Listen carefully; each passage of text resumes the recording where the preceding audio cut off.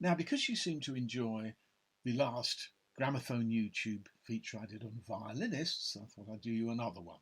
A number of you have mentioned other violinists, so I thought, well, this is my cue. And I do apologise in advance if there are players who I've not featured in this one, because I'm hoping to do more and cover more ground. But there's some lovely players here who I'm sure you'll appreciate. Starting with Szymon Goldberg, who was Wilhelm Furtwängler's concertmaster with the Berlin Philharmonic in the early 1930s, until he was obliged to leave because of the Nazis, tragically, although Furtwängler did try to defend him, as he tried to defend all his Jewish musicians. So Goldberg went on his travels. He played all over the world. He made various broadcasts and recordings, and one of the loveliest is with the Netherlands Chamber Orchestra of Bach's A minor violin concerto. He was always at his best in Bach, Goldberg. This is part of the slow movement.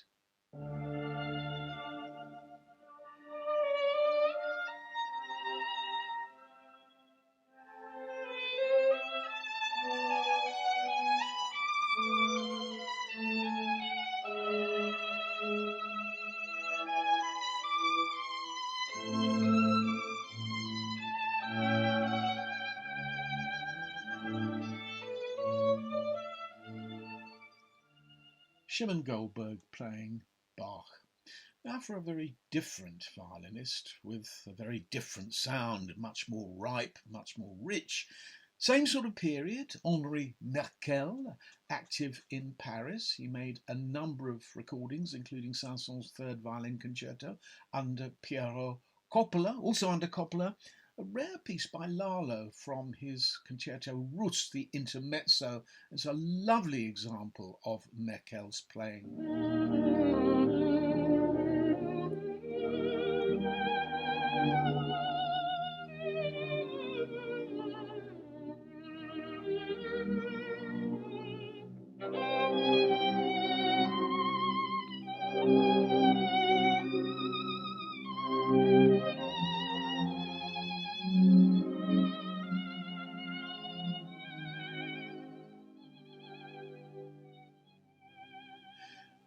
Henri Merckel playing Lalo. Now, a violinist who is often underrated is Alfredo Campoli, and that's possibly because in his early years he played a lot of salon music, but actually he was a very fine interpreter of the classics, most notably the Elgar Concerto, which he recorded with Sir Adrian Boult, one of my favourite recordings of the work, and also the Brooks Scottish Fantasy.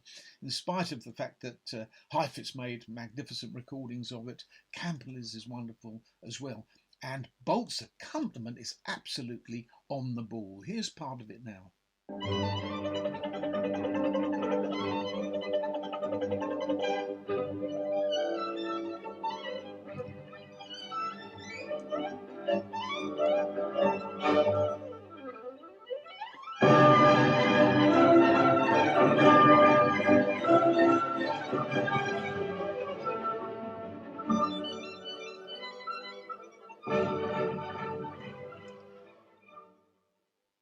Very popular figure over here in England, Alfredo Campoli playing Brooks Scottish Fantasy there with the London Philharmonic under Boult.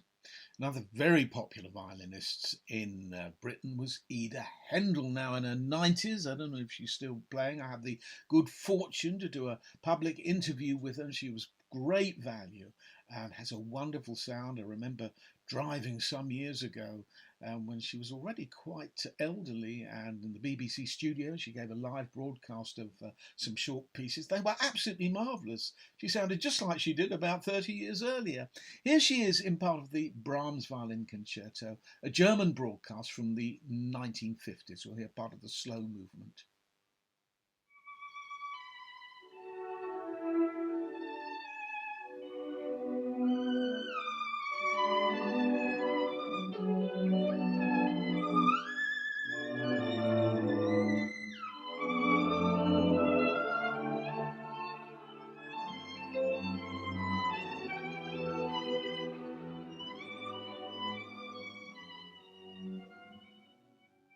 Ida Hendel playing Brahms.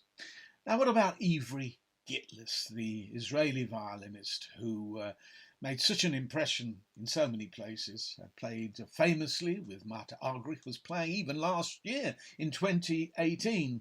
He's now 97, so I don't know whether he's still performing. It's amazing that a violinist can still be performing in his mid-90s. Earlier on, he made various recordings. This is a lovely performance of the Mendelssohn Violin Concerto. The vibrato quite fast. It wasn't quite so fast later on, but it has a leanness to it and a solidity about the viewpoint of the piece, a sureness of attack, always something with Gitlis that you could rely on, and yet it was a very mercurial style of playing as well. This is part of Mendelssohn's slow movement.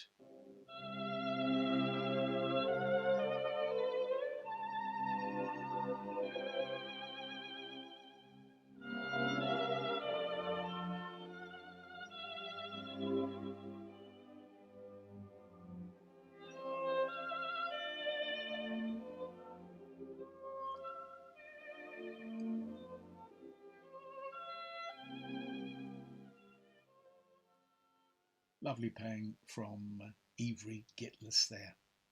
Now we turn to the composer Joseph Suk's grandson and the composer Antonin Dvorak's great-grandson. Another Joseph Suk, the violinist, who made some wonderful records for soupraphone, also recorded the Beethoven Violin Concerto very famously. Beautiful sound, very rich, very intelligent playing as well. Not a hint of sentimentality in his playing, although it had great emotional appeal. Here he is in part of Grieg's Third Violin Sonata.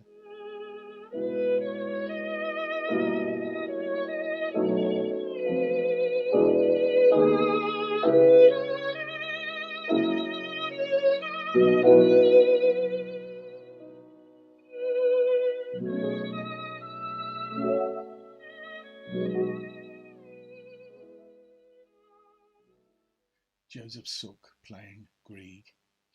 Now what about Elgar?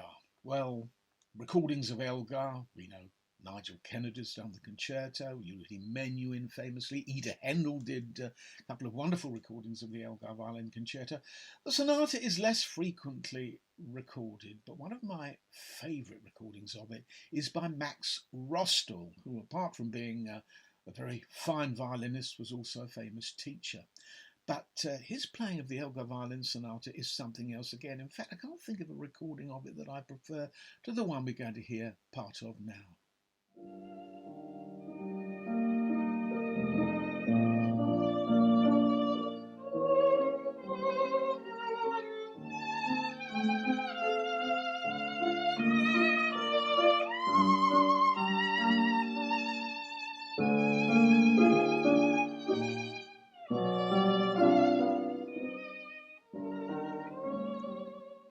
Max Rostal playing part of Elgar's Violin Sonata.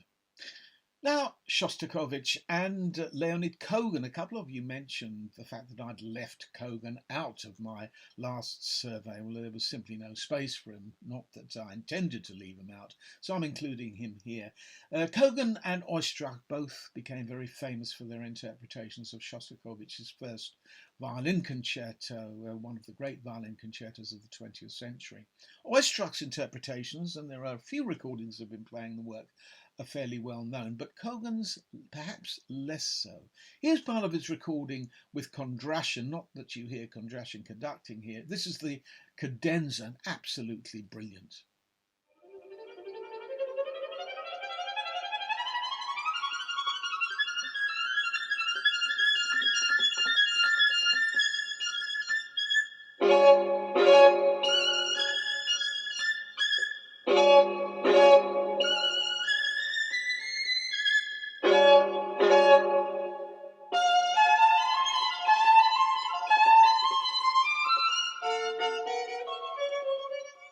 Leonid Kogan playing part of the cadenza from the first movement of Shostakovich's first violin concerto.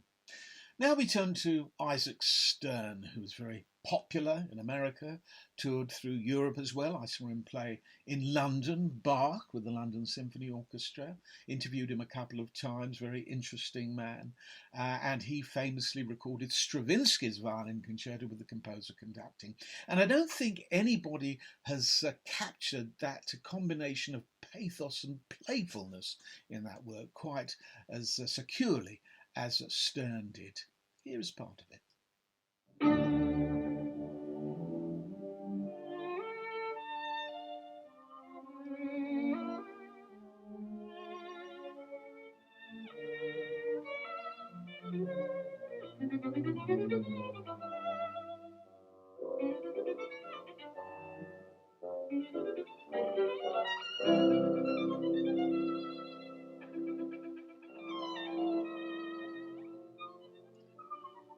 Isaac Stern playing Stravinsky with the composer conducting. Now we turn to another great Czech violinist, Vaša Příhoda, who was active before Joseph Suk, who we heard from just a few minutes ago.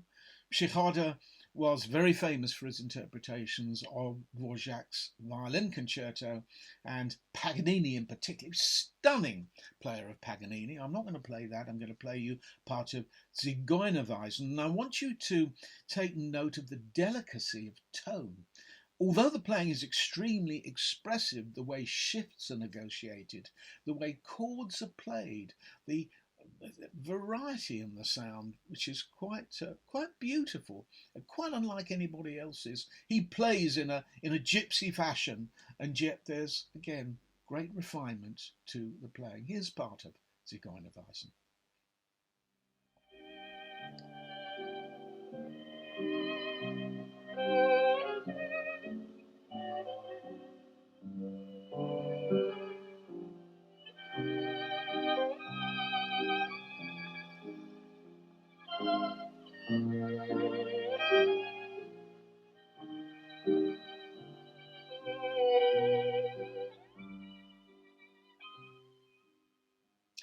There we heard Vaša Příhoda.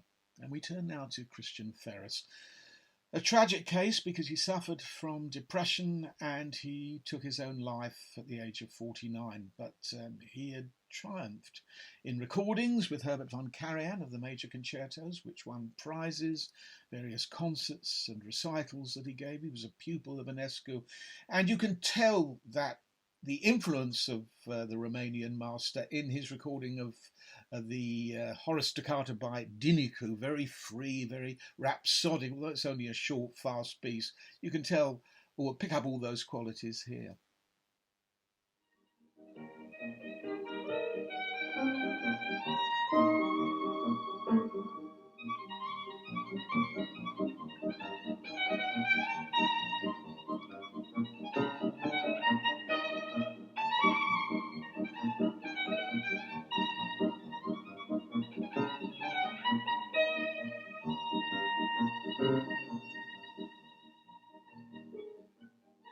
Lovely, relaxed style of playing in the Horace Toccata, very different to Heifetz, who's also brilliant, of course. And Heifetz arranged the piece, and he thought that Dinicu himself, who we'll end this little selection with, was the best violinist he'd ever heard. At least that's the rumour. Dinicu made a number of records. I wish somebody would come along and reissue them and give us a double pack. I think they probably all fit onto a double pack. I think they were made mostly in the 1920s. He was a fabulous player. And in comparison with Ferras, we're going to hear Dinicu himself play his own composition, the Horace Toccata. Brilliant, terrific technique, very exotic accompaniment, so it really does sound like a Romanian Roma band. Have a listen to this.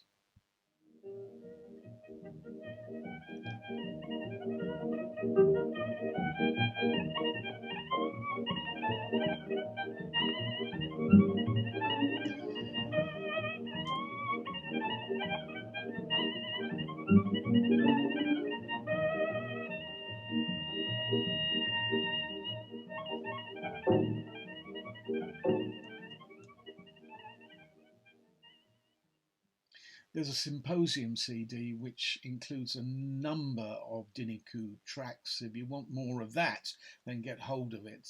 It's called Zigeunerweisen and includes performances of various gypsy pieces by some wonderful violinists. But as I say, somebody should come along and provide us with a comprehensive selection of Diniku's recordings. Incidentally, he won a scholarship to the Vienna Conservatory.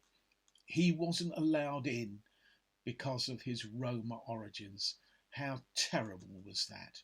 Anyway, I hope you've enjoyed the selection, and thank you so much for watching.